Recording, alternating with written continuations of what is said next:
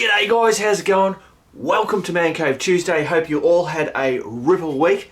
So in this video, it's Tuesday. I'm going to be in a mad rush. I've got a bit of footage done and edited, but I've got to bloody bulk this up to make sure I can get a decent Man Cave Tuesday out to you. You might see over there, that's Tony the Gravel Badger. He's a crew member. And if I just come over, turn it up. So what Tony's doing is he's down in Melbourne and he's just riding around the underground car park where he lives. Bloody good on you, Tony. Hey, the bloody things we've got to do.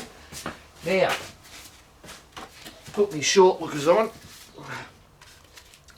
So what I've got to show you the front house with the paint and the chair, flags and signs inside the bloody Biker Bits garage, a fire pit that I've been given, I've got to do a review on, the Triumph signs, so Stephen's sign has been sent off, got picked up today, there's another one, and her new website that she set up, so I'll show you that stuff. Bit of PP news and shit. There's some news sites, bit of a crazy looking thing. I think they're going to turn out really good. The Food Forest. A shout out about a movie that Big Ray bloody did, Think Desert. The blower bloody thing, and I've got to do this vacuum attachment as well. And something else just turned up in the mail, which is over here from Phil, and I'll run through that. Righto. What do we look? I don't know. We'll do the Food Forest. Rightio. So you guys. The first thing we were going to do out here was make all this lawn, and then we ended up going, all right, let's plant in these creeper things. So I don't know if you remember, they were just a tiny little bloody thing, and they're growing really well. And that was going to then maybe fill up all that, but I've got my reservations about that actually being a functional thing. So I reckon what we're going to do is a food forest here, just because I'm having fun with growing fruit and bits and pieces and being able, getting it's just fun. That's all it is. So Donna gave us the what's that? I don't know. It's witch's fingers, and we're getting the witch's fingers. So that part there is the edible part. So this thing's bloody working. The kiwi fruit that Donna gave us also is growing bloody fantastic.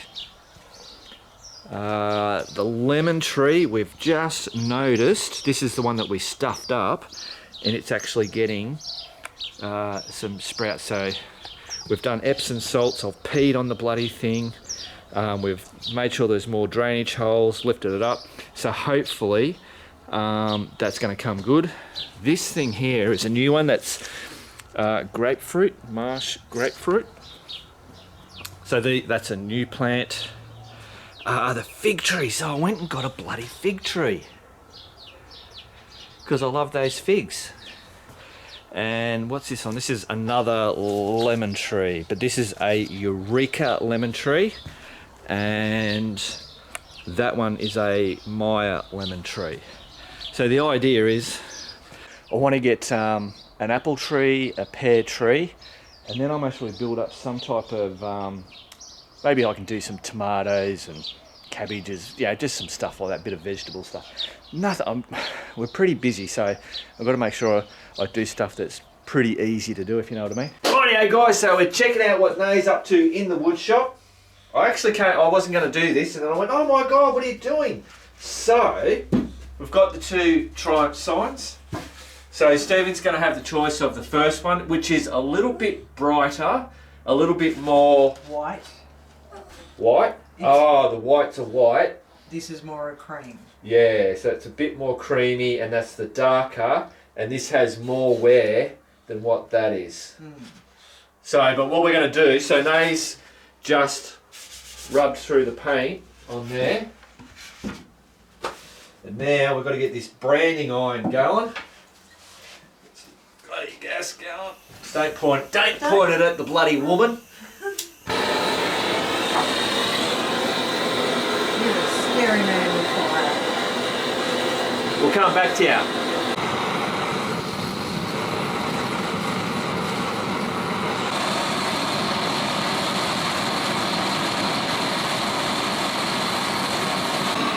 Should be, oh, which way is that? There's 2 words at the top.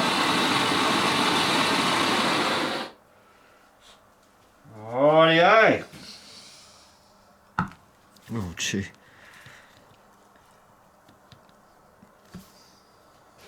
You didn't wiggle. No, I thought I might not. Put it on, do it again. I can't now. Oh, okay. I reckon that'll be alright. Alright, so we'll do that other side, see if we've got enough left in this. This is the top. Yep.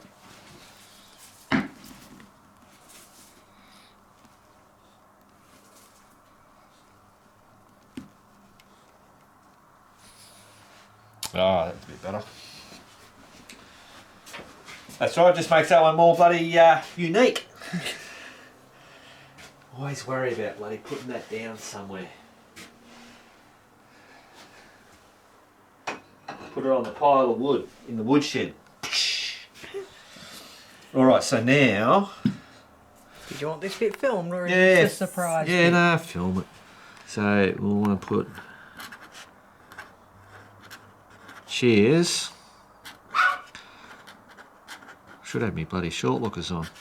Mark and Nay. Nice. Beautiful. Bloody don't. Do we have to do the little sand thing on that just to sharpen it up? We will.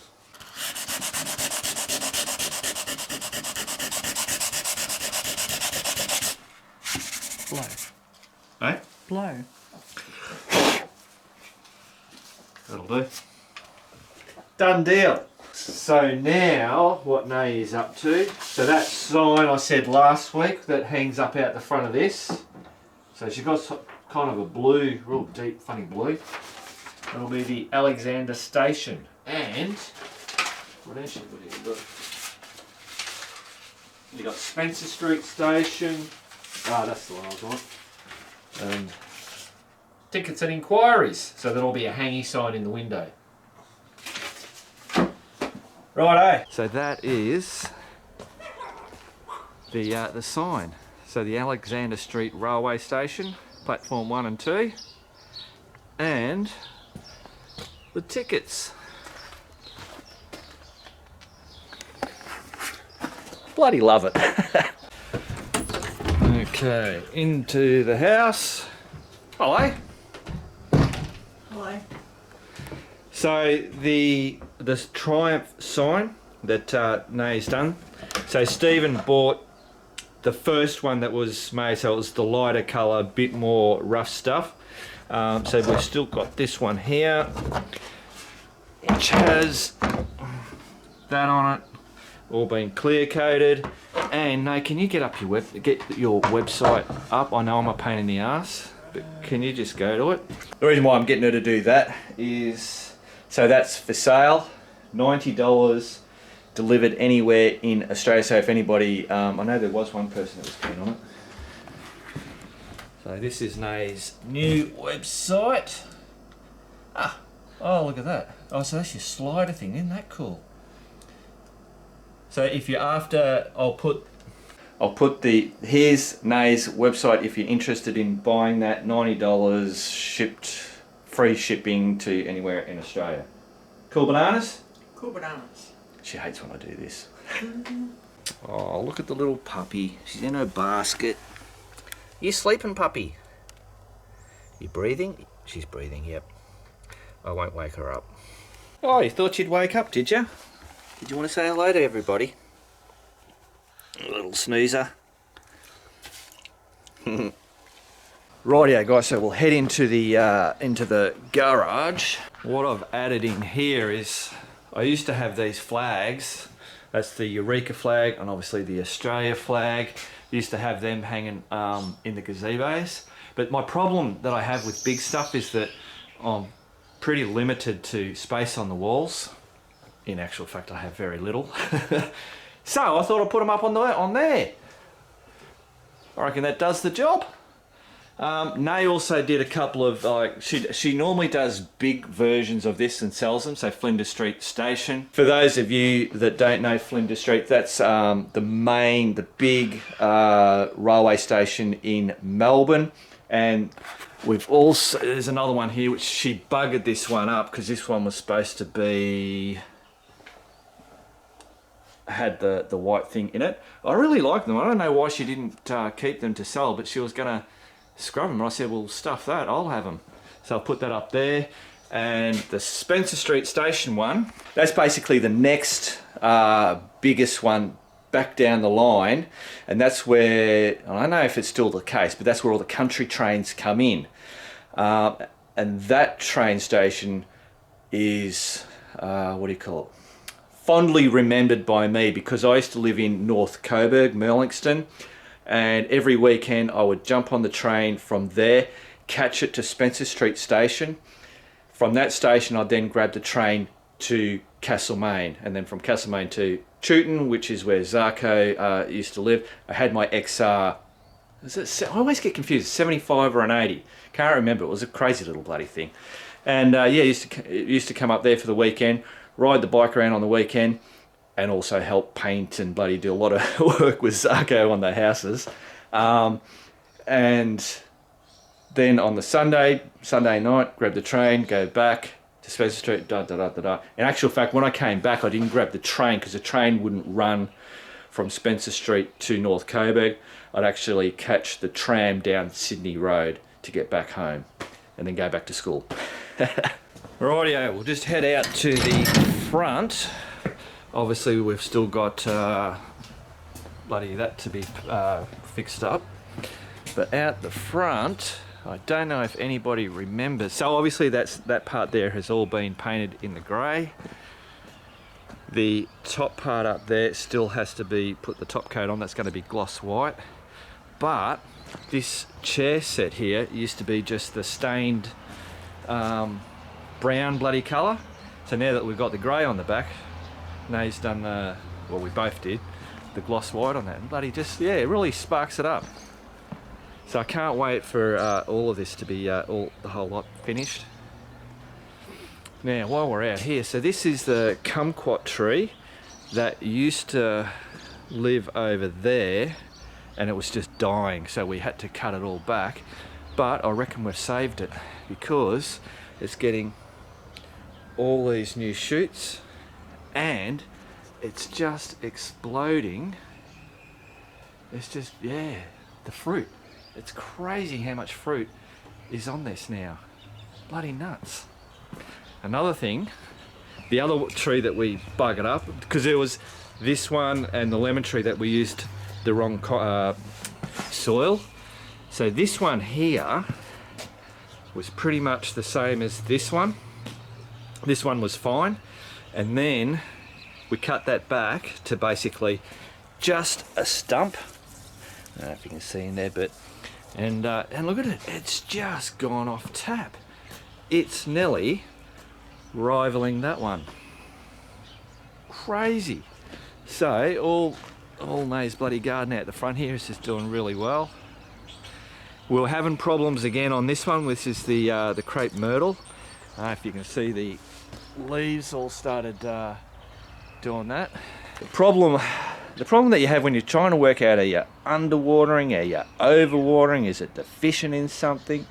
The whole under and overwatering is very hard to work out which way you're going. But I think it was actually underwatering, so hopefully we can pull this back. Especially this garden obviously got big, huge dumped on. It's fared really well, considering it got hammered with all the rain. Like you can see where it's laid over a bit and stuff, but yeah. And the other thing, so this mandarin tree, it's got heaps of mandarins coming out on it, same with the one out the back. Bloody brilliant. And I've always been worried about this lime tree. It's very sparse, not very many leaves. It doesn't look overly healthy. Oh, I just see, oh, we do have new shoots. Ah, cool. So I reckon we were underwatering this one as well. And this is the thing, because citrus trees don't like they like water, but they don't like to be sitting in water. And it's hard to know what's going on underneath the ground. So I think we might have been underwatering it. But if you look, this has got fruit. I don't know if you can see that. It's got fruit just everywhere, all over the bloody thing. Rightio, where are we going now? Let's have a look at this barbecue fire pit thing. Rightio, so I don't know if you guys remember, I did a review on the doorstep thing, SUV doorstep for the Jeep. Anyway, the same crowd that does that actually has this fire pit. Yeah, so it's life do. And this basically all just pulls apart, it just slots in there. Yeah, so they sent that to me to just do a review on it, so I'll most probably do that. It'll most probably just be in the Man Cave Tuesday that I do that for. Yeah, that's it, all right. Rightio guys, so the shout out that I wanted to do about the movie was this particular one. It's called Fink Desert There and I don't Back. think there's an event I've ever been to. I've got to be, yeah, there and back. I've got to be careful with the bloody copyright bullshit. In actual fact, Big Ray sent me a text message saying, Mark, I just watched this movie, you got to bloody get it. So I think it costs $19.99 Australian. I bought it just through on the Xbox thing. So it's about the Fink Desert Race. I think everybody should know about it. It's an Australian dirt bike bloody race. They're showing the overtops of that.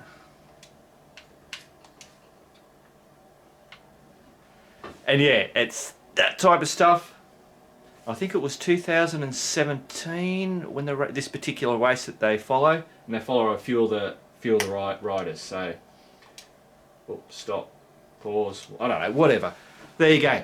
Check it out. It was really good watch. Rightio, into Nade's shed. I think she said she's got the heater going on here to take the chills out. Why does it look dark in here? It doesn't matter. Doesn't matter, Mark. Get bloody onto it. I'm holding these people up.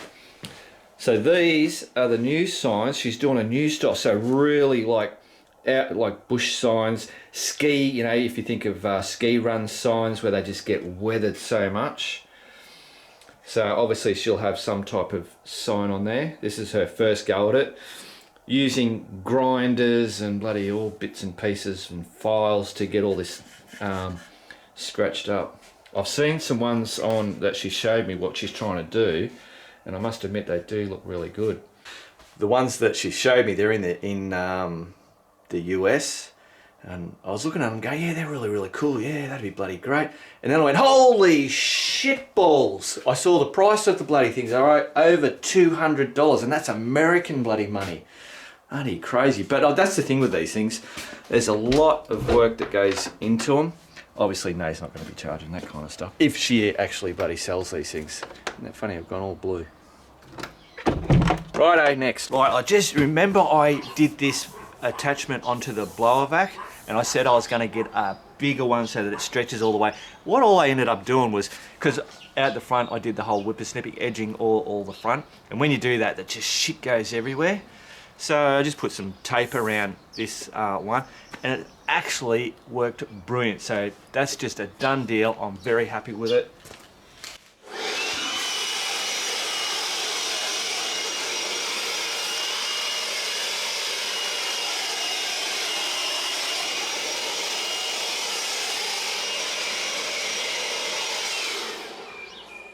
And it just works so bloody good. I'm not bending down, and it works really good for blowing off these rocks.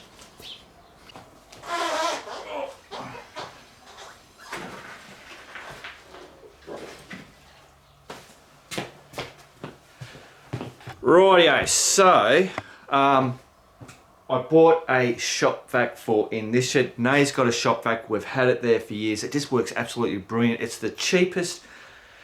Like, they have all these other shop vacs, but they've got brands on them, so they double the price of what they are. Anyway, so I've just got a shop vac. The problem, and I'll show you what the problem with it is, and it doesn't matter what vacuum you've got. So this is Nate's. Well, it's ours. But because she has sawdust, if you see that build up on the and you get all the crap. So it does the job. It bloody works fantastic, but then you've got to empty that, and it's just a pain in the ass. So what I've done is I've bought her a brand new filter, And what we're going to do is run this new system on it. So, and I've just got it, I was just running it on mine. This is actually going to go onto Nays once I clean hers out. So you've most probably seen these. There's like there's DIY versions of. This is not. I don't know. Normally it's a big barrel and it goes onto the barrel and the barrel fills up before it actually goes into the shop vac. I just came across that when I bought that and I went, I'll just give that a bloody shot. And I tell you what, it works cool. So I'm going to show you how that works. Dust Deputy, I think people might know the Dust Deputy. Basically it just saves all the shit going into your vac and clogging up that filter. And basically it just goes, all the particle stuff goes in here, and then you can just simply empty it. Okay guys, so hopefully I can do this. So you just got your normal vacuum bloody hose thing, pull that apart, grab this Duvalacky, that just goes, well actually might keep it level, that on there, grab the other end, that goes in there, grab your hose, chuck that on there. It's off there because she uses it for bloody grinding and all that kind of stuff. So now we've got this. We're going to make some noise. There's some whole heap of sawdust down over there, and what we're going to do is watch it all get trapped in there, where it doesn't actually go into there. See that stuff?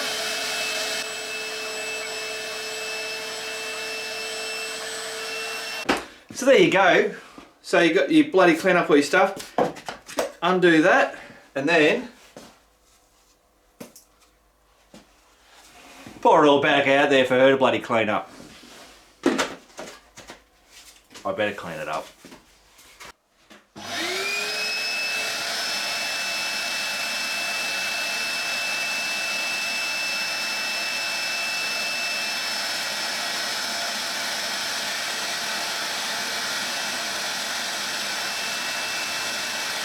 Is that not crazy good? That just saves so much dicking around. So now that just can get tipped into the bin. I think I kept the box off. Let's go and find that. Yeah, I did actually.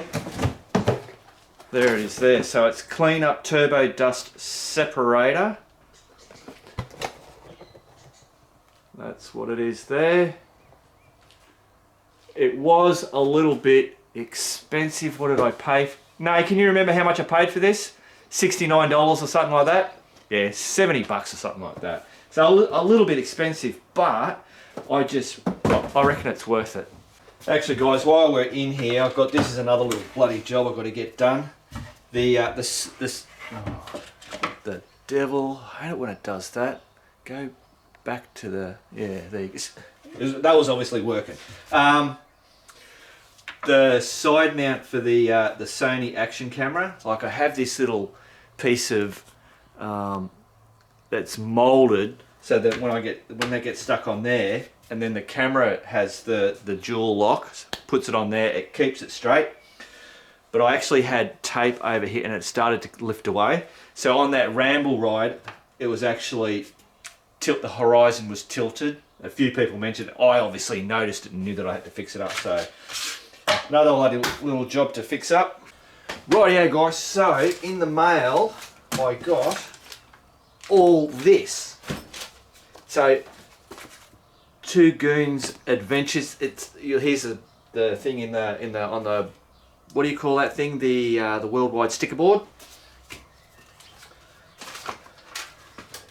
Grab me short lookers. So I've got a bit of a ride up here. Hi Mark, Phil Bolter here. Two Goon Adventures. Episode 19, Man Cave Tuesday. They pass on their way going up to do this trip, and we sat down and talked about it.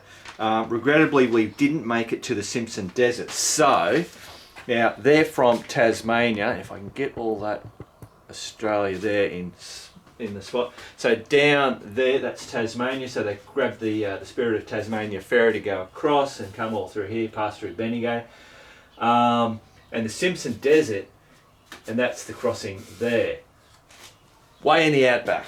We didn't make it to the Simpson Desert. On our way to Yunta, going through the State Reserve at around the 300 kilometre mark, I had an unfortunate moment resulting in a fairly severe injury to my right shoulder. So let's see how far they got. Come back around here, and now if I just zoom in, you might get a bit better bloody look. So they've come from all the way down there, they've travelled up through here. Mildura would have been along the barrier. Oh, hang on, where are we? Where's the barrier? Up to Broken Hill. Now they've obviously gone through a different way, somewhere through some of these tracks. Oh, that's it. That's it there. Sorry guys, let me zoom in. Turn yours around. So somewhere in here, because what they would have done is to come up to the barrier highway, Yuntas around here somewhere, and then they'd so they weren't doing just straight through the highways. They were finding all the back roads and tracks to get up to the Simpson Desert. We managed to pick the bike up and ride back to Mildura Base Hospital. So that would have been another 300 k's back to Mildura, because that would have been 300 k. I don't know. I'm not 100% sure. To the Mildura Base Hospital, where I was checked out and assessed at the time with just severe bruising, no broken bones. It was necessary then to change our plans and book on the Spirit of Tasmania and rode home. So he managed to ride all the way, getting himself back.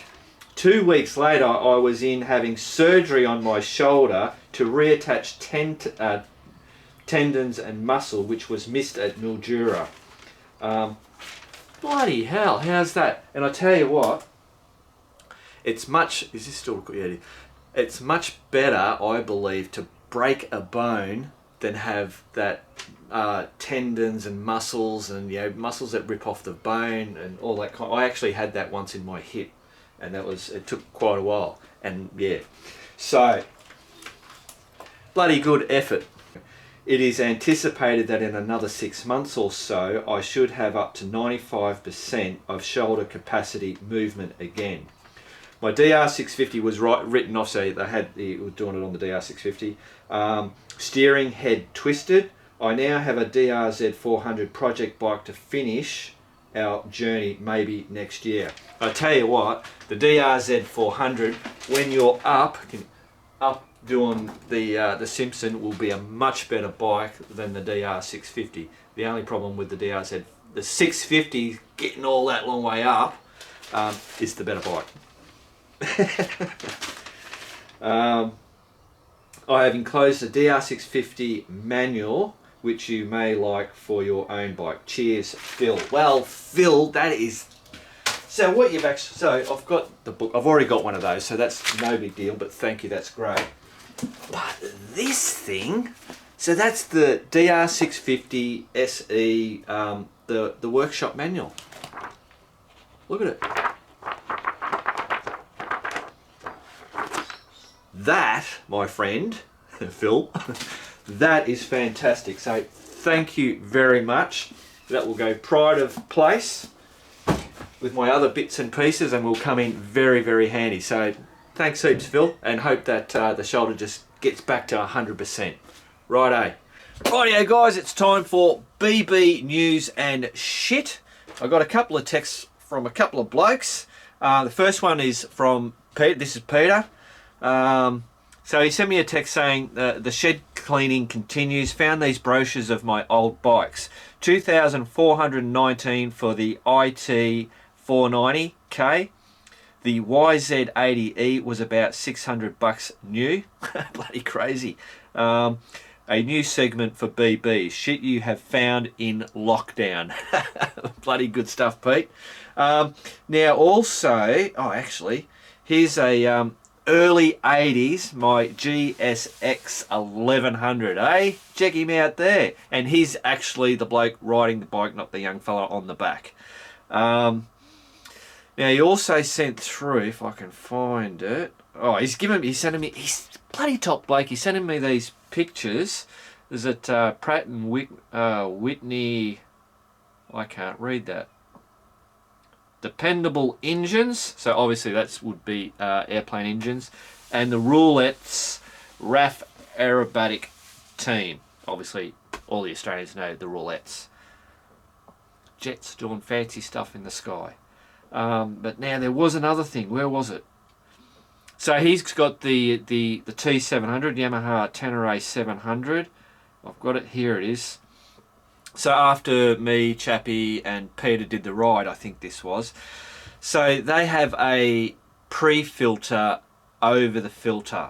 And this is just showing, so that's a pre-filter there, all muddy and shitty. And then that next one there, that's the filter. Now he also says that it's only oil that's on that filter, so no shit got through to the actual filter, and there it is sitting in the bike. Bloody fantastic. Now Bob, here's Bob. He was on the Ramble as well. So after the Ramble, because the Ramble's really, really dusty for the guys at the, obviously behind me. Where are you, Bob? He sent through, yeah, this photo here. Hi Mark, just thought I'd share this pic of the Tenere 700, so he's got a Tenere as well, the 700, air filters after the Bendigo Ramble. It clearly shows the benefit of the snorkel pre-filter in dusty conditions. Regards, Bob. So yeah, I reckon Yamaha has just nailed it on the head. I mean, it's just such a simple thing, you know, an air filter, having that pre-filter. The pre-filter is just spot on, but the other thing is that how easy it is to get to that bloody thing and pull it off. It's just, I don't know, just loving that bloody bike more and more. And I think as time goes by, I think that bike is just going to prove itself over and over. And yeah, there you go. All right, so what else is going on in the BB news? I have the Patreon, so for the crew members, and all that stuff is done on Patreon. So it's a website specifically for creators and content, bloody whatever, people like me, that get people to help out financially with, you know, keeping these bloody channels running and doing what we do. So it's a membership platform, and you can have the different levels and all that kind of stuff. Recently, the Australian, so Patreon works, it's been fantastic, it's bloody great. But the problem with Patreon for Australian people, anybody that's not in the US, is that it runs on US dollars. And our dollar is always not as good as the US. So when you pay $1, you might end up paying $1.20 or $1.30 because, you know, we're sitting at 70 cents or, you know, 75, 79. We haven't been at 80 for a while. So the guys, I can't do anything about it because it's just in US dollars, and when it comes to, so it actually benefits me because if you pay $10, I'll end up getting, I don't know, $13 or $12 out of that. So I'm actually getting more money because it's getting converted from the US dollars because it's coming in, people putting the US dollar, but then when it gets to me, it gets converted into Australian dollars, and of course US dollars are worth more, so I get more. But now we had the dollar go down to, it was like 58 cents, which is just like crazy. And I think it's only sitting at 60 cents at the moment. So again, it's working great for me because I'm getting more money for it. But all the crew guys, the people that are watching and that are crew members, they're seeing that they're paying $10. Well, they're supposed to be paying $10, but they're having $17 being taken because, do you know what I'm talking about?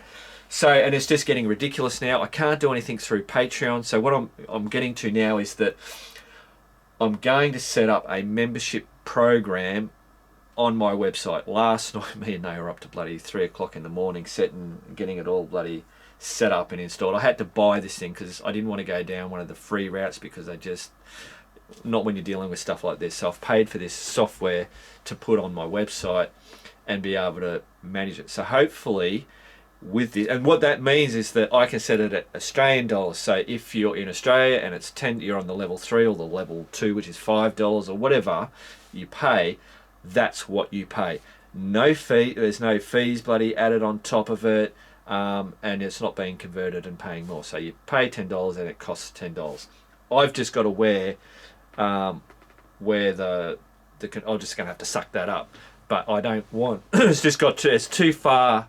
People are paying too much friggin' money when they're supposed to be paying $10, and then, you know, it's now coming out at $17.